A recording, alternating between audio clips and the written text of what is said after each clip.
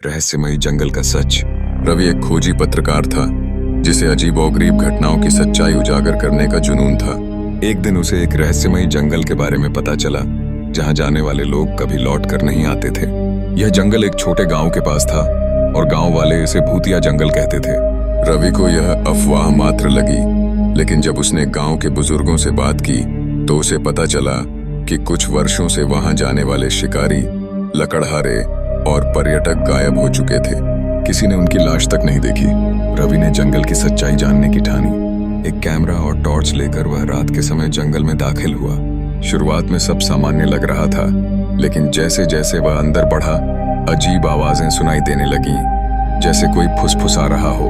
अचानक उसे ऐसा लगा कि कोई उसके पीछे चल रहा है। उसने टॉर्च की रोशनी पीछे डाली, लेकिन वहां कुछ नहीं था।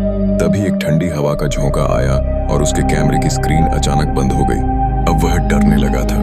तभी उसे पास ही एक टूटा फूटा मंदिर दिखाई दिया। मंदिर के दरवाजे पर किसी ने खून से लिखा था, वापस चले जाओ वरना तुम भी नहीं बचोगे।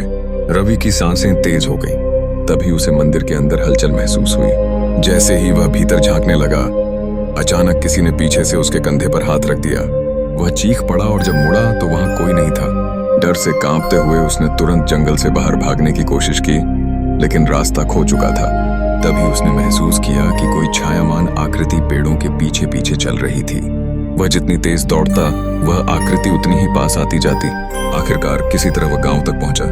गांव वालों ने जब उसकी हालत देखी तो कहा, तुम खुशकिस्मत हो जो बचकर आ गए। पिछले कई लोग वापस नहीं लौटे। रवि ने कभी नहीं बताया कि उसने वहां क्या देखा था, लेकिन उसके लौटने के बाद उसने रहस्यमयी घटनाओं की रिपोर्टिंग हमेशा के लिए छोड़ दी। आज भी वह जंगल वैसा ही बना हुआ है और वहां जाने की हिम्मत कोई नहीं करता। क्या वह कोई आत्मा थी या कोई और भयानक रहस्य? यह आज तक अनसुलझा है।